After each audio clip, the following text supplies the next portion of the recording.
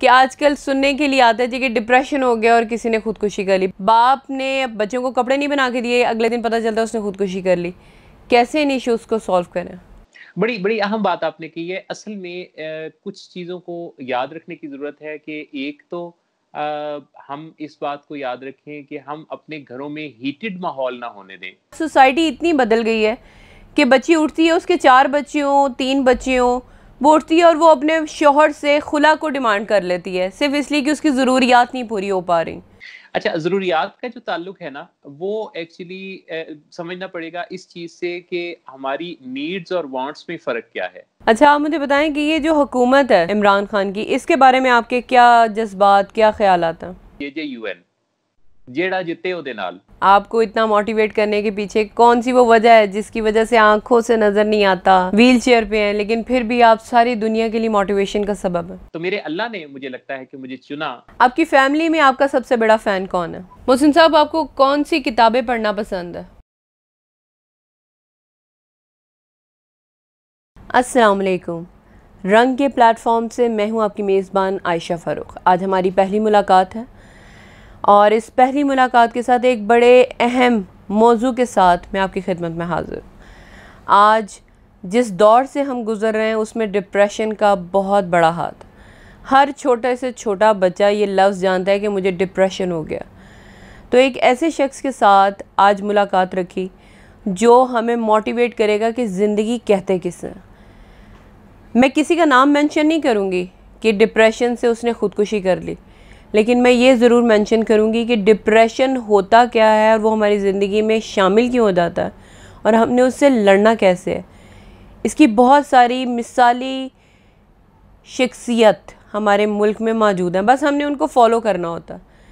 مشکلات کس کی زندگی میں نہیں, بس صرف اس سے ڈیل کرنے کا طریقہ ہونا چاہیے.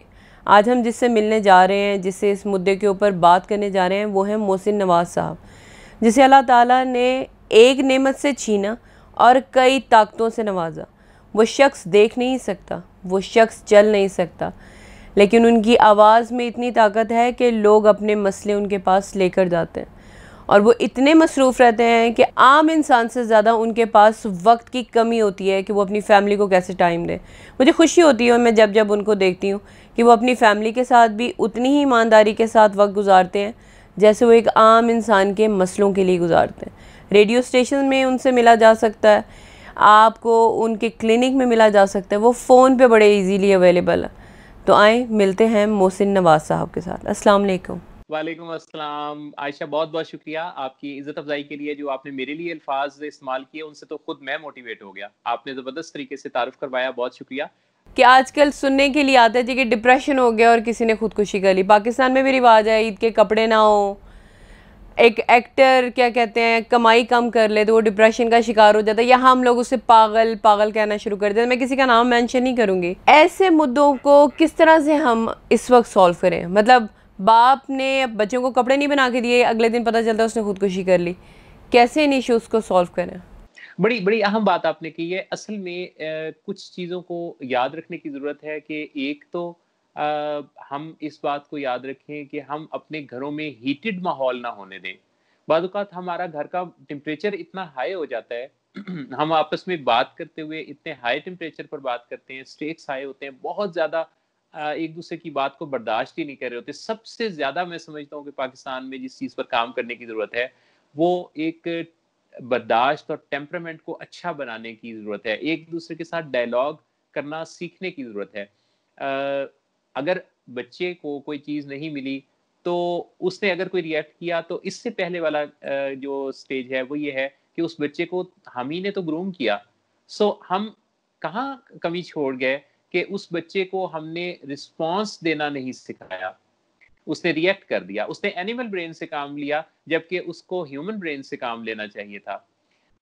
بعض اوقات ہم کچھ ایسے مسائل میں بھی گھرے ہوتے ہیں کہ جس میں کوئی برین کیمسٹری چینج ہوتی ہے, کسی کے ساتھ کوئی سچ مچ سائیکولوجیکل پرابلم ہوتا ہے اور ہم سمجھ رہے ہوتے ہیں کہ یہ جان بوجھ کے ایسا کر رہا ہے, اور ہم اس کو تانے دیتے ہیں, ڈانٹتے ہیں, برا بھلا کہتے ہیں, سختی سے بات کرتے ہیں, اسے گھر چھوڑ جانے کی بات کر دیتے ہیں, بعض اوقات اس پر بہت زیادہ دباؤ ڈالتے ہیں. تو یہ بھی ذہن میں رکھنا چاہیے کہ اگر کوئی بے بسی کے عالم میں ہے, اگر کوئی اس بارے میں بات کرتے ہوئے بہت ڈیفیکلٹی فیل کر رہا ہے، اس کے ایموشنز بہت ڈاؤن ہے، موڈ بہت ڈاؤن رہتا ہے، وہ روتا ہے، اس کے اندر کوئی انرجی نہیں ہے، وہ زندگی سے ناخوش ہے، وہ اپنے آپ کو ختم کرنے کی باتوں باتوں میں کہیں جملے بھی بول دیتا ہے، تو ایسے فرد کے لیے پھر ہمیں سائیکیٹرک ہیلپ کی ضرورت ہوگی، ہمیں ڈاکٹر سے کنسلٹ کرنا ہوگا، کیونکہ یہ کوئی کیمیکلز ہیں ہمارے برین میں جن میں سے کوئی ایک کیمیکل ڈاؤن ہوتا ہے تو ہم رونے لگتے ہیں، کوئی اوپر ہوتا ہے تو ہم اچھلنے لگتے ہیں، کوئی دائیں ہوتا ہے تو ہم غصے سے ہرانے لگتے ہیں، کوئی بائیں ہوتا ہے تو ہم پیار سے لبریز ہو جاتے ہیں. تو یہ کیمیکلز کی جو گیم ہے، ہم دراصل ہیومن بینگز جو ہیں کیمیکل بینگز ہیں. تو ہمیں اس چیز کو بھی یاد رکھنا چاہیے کہ ہو سکتا ہے جس شخص کے ساتھ ہم گلے شکوے میں پڑ گئے ہیں اسے سچ مچ کسی نفسیاتی ہیلپ کی ضرورت ہو. یہ ان تمام باتوں پہ غور کرنا بڑا ضروری ہے. اچھا محسن صاحب، ایک اور مدعا جو میں آپ کے ساتھ ڈسکس کرنا چاہ رہی ہوں، آج سوسائٹی اتنی بدل گئی ہے کہ بچی اٹھتی ہے، اس کے 4 بچے ہوں 3 بچے ہوں، وہ اٹھتی ہے اور وہ اپنے شوہر سے خلا کو ڈیمانڈ کر لیتی ہے صرف اس لیے کہ اس کی ضروریات نہیں پوری ہو پا رہی. اس بارے میں آپ کیا کہیں گے؟ اچھا، ضروریات کا جو تعلق ہے نا وہ ایکچولی سمجھنا پڑے گا اس چیز سے کہ ہماری نیڈز اور وانٹس میں فرق کیا ہے. بعض اوقات ہماری نیڈز ہوتی ہیں اور بعض اوقات ہماری وانٹس ہوتی ہیں. ہم وانٹس کو بھی اپنی نیڈز سمجھنے لگے ہیں کیونکہ ہمارا دائرہ خواہشات بہت وسیع ہو گیا ہے.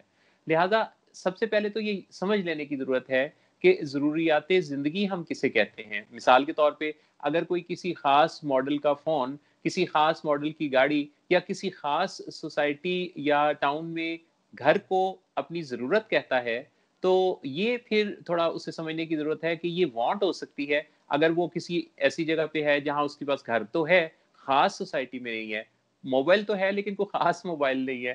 تو اپنی کسی ایسی چیز کے ساتھ کوئی خاص ماڈل یا کوئی خاص جگہ کا ایسوسیٹ کر لینا ہماری دراصل چاہت ہے.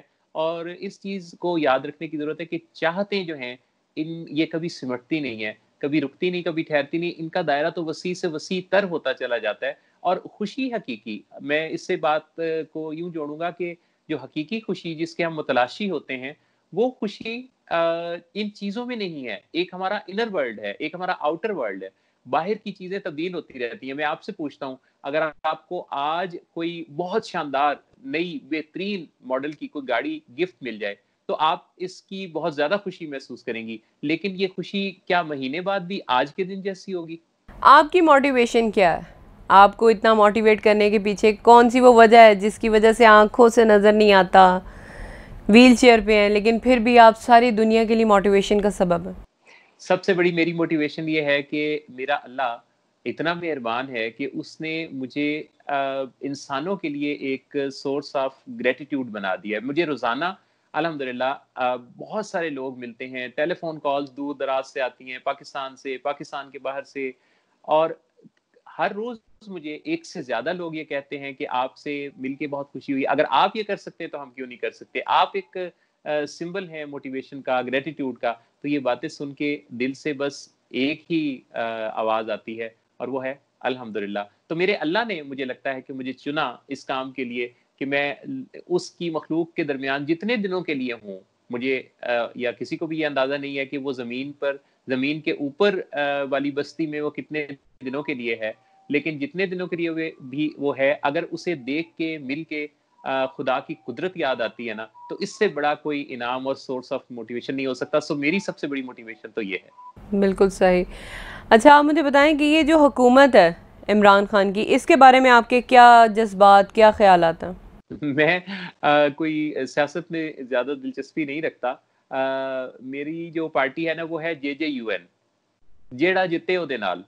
تو اس میں جو موجودہ پارٹی کام کر رہی ہے وہ اپنی صوابدید کے مطابق بہت بہتر کام کر رہے ہیں، اور ہم جب بھی کسی کو منتخب کرتے ہیں تو ظاہر ہے کہ ہم انہیں ایک ذمہ داری سونپتے ہیں، اور ہمیں پھر ذمہ داری دینے کے بعد پھر پورا ٹائم دینا چاہیے کہ وہ اپنی ذمہ داری کو ادا کرنے کی سپیس ان کو ہم دیں. فوراً سے ہم لوگ ذرا احتساب پر چلے جاتے ہیں، یعنی ہم کسی کو ذمہ داری دیتے ہیں تو فوراً ہی اس کے بارے میں تنقیدی انداز اختیار کرتے ہیں، احتساب کرتے ہیں.